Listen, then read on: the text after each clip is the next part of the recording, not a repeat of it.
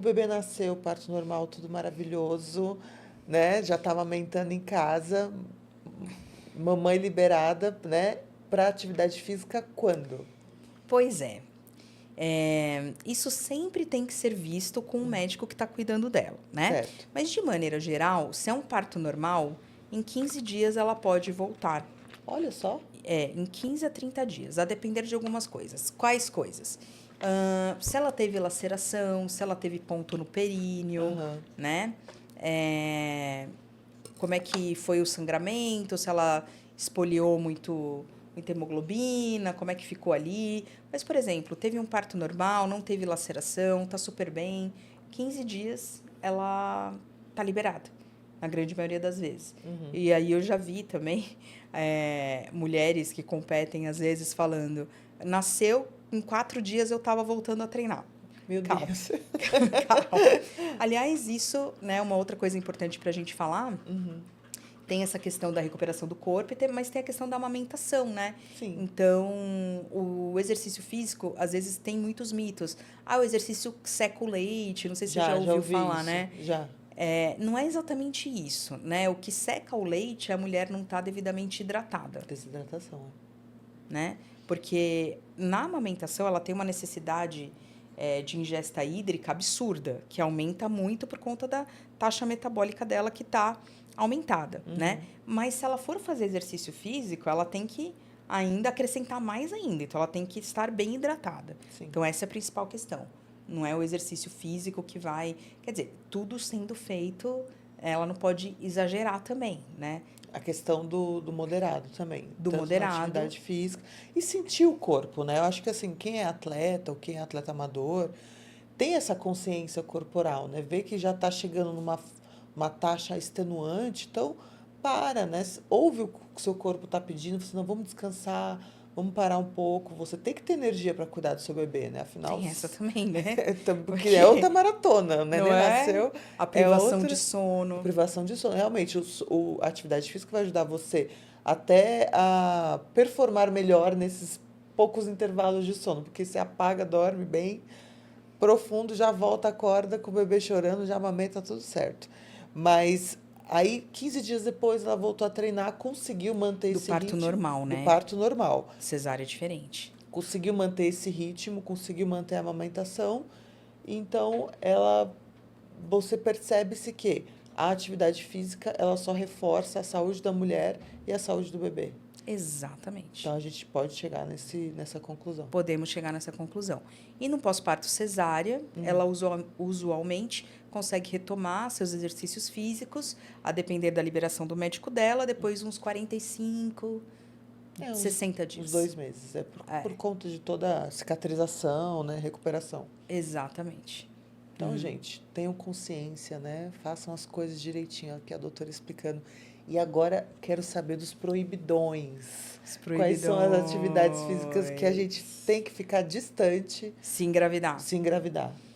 Mergulho com cilindro. Nossa, também que a mulher vai...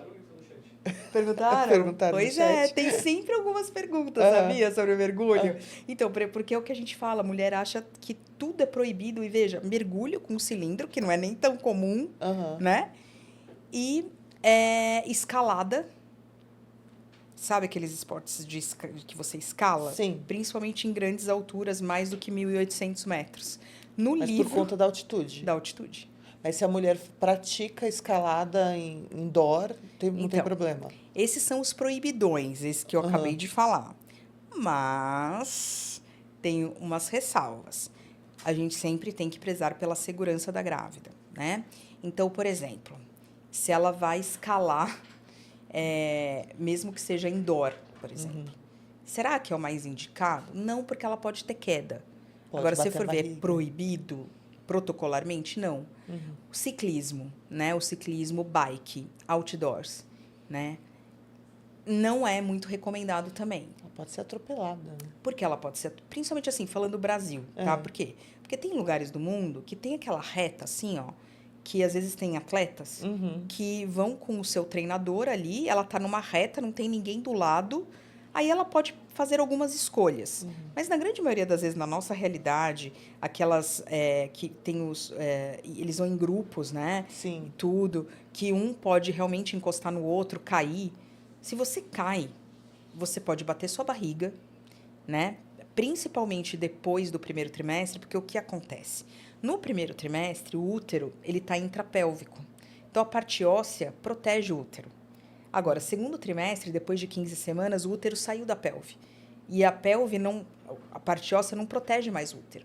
Então, se caiu e bateu a barriga, você pode ter um descolamento da placenta, e isso pode levar ao óbito do bebê. E ao óbito materno também. Também. Gente, não vamos confundir com o descolamento ovular, que é às vezes aqueles hematomas que aparecem no primeiro trimestre, não é isso que eu estou falando. Tá. Descolamento prematuro de placenta é uma das complicações mais graves em obstetrícia, né? Que é quando a placenta realmente descola por algum trauma, por exemplo. Tem outras causas de descolamento, mas a gente está falando de trauma aqui.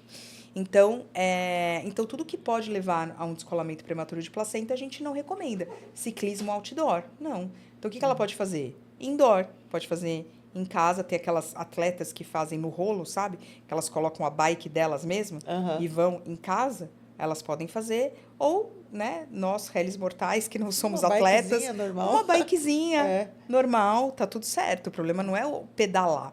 O problema é o risco de queda, né? Então, tudo que tem risco de queda é melhor evitar. Tipo, ciclismo, outdoor, as escaladas, esportes de contato, principalmente segundo e terceiro trimestre. Então, por exemplo... Futebol. Isso. Futebol, handball, basquete, que você pode levar ou uma bolada na barriga ou você pode encostar no seu colega, seu adversário, e você cai. Então, esportes de contato também não são os mais indicados. Agora, por exemplo, lutas. Então, às vezes elas perguntam, né? Jiu-jitsu, Muay Thai, Taekwondo. O que acontece? Muitos desses esportes, você tem uma parte de aquecimento, uma parte que você fica dando chute ali no saco, no professor. Na verdade, é uma atividade, é mais um treino para depois praticar com o parceiro. Isso. Então, o treino do movimento, né? Do movimento, você consegue fazer muitos. Agora, quando você vai para atividade no tatame, aí já não. Por causa do contato. Sim, porque o outro, às vezes, vai no instinto, faz um movimento que prejudica. Não há necessidade, né, gente? Não há necessidade. Tem muita opção aí para a gente fazer atividade física sem colocar em risco, né? Sem colocar em risco a gravidez. E outro mito que eu acho que muita gente fala, assim, se isso é verdade. Depois que você engravida a primeira vez, é mais fácil você ter outra gravidez ou não? Mito. É mito? É. Especialmente se você demora para ter o segundo, né? Porque a gente... Uma gravidez não vai ter relação nenhuma com a outra. Não vai ter. E o que a gente sabe, fato, o que importa na mulher muito é a idade. A idade importa em relação à saúde reprodutiva, certo? Então, a gente sabe que, principalmente depois dos 35 anos, vai diminuindo mesmo. Então, eu tive um com 34, vai ser mais fácil engravidar do segundo com 38, porque é meu segundo. Não vai nessa. Então... É ilusão, gente. Não acredita na sua avó. Tipo, calma, vê como é que tá a sua reserva ovariana, faça o seu planejamento, né? Então, esse é um mito também. Quais os exames que a gente precisa fazer para entender se a gente está no período fértil, se a gente está disponível para engravidar? Bom, tem alguns exames que podem ser feitos, né? Então, a gente pode dosar as taxas hormonais da mulher, que é o FSH, o LH, o estradiol. Isso é uma informação importante. A gente pode contar os folículos pelo ultrassom, para saber quantos folículos ela tem. E a gente pode pedir um exame que chama hormônio antimileriano. Esse hormônio antimileriano é o que a Jennifer Aniston queria fazer, que ela falou. Que é um exame específico, é um exame que não é acessível para todo mundo, porque não é coberto pelo convênio. Sim. Hoje ele custa, aqui em São Paulo, em torno de R$500, né? E esse hormônio antimileriano, ele traduz de uma maneira bem fidedigna a reserva ovariana.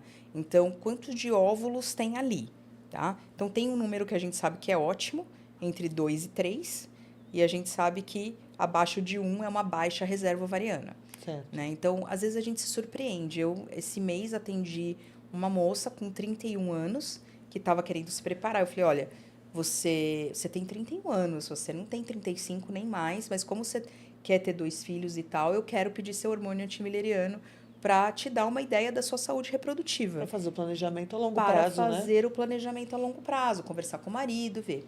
E eu me surpreendi, eu e ela tá beirando a baixa reserva ovariana com 31 anos. Olha só. E ela agradeceu tanto, porque ela falou, ainda bem que eu descobri agora, porque agora eu tenho tempo de me planejar, de engravidar logo, se eu quiser eu congelo o óvulo para o segundo, enfim, tem várias opções, mas agora eu sei que eu tenho um tempo ali, senão eu ia ficar no escuro, né?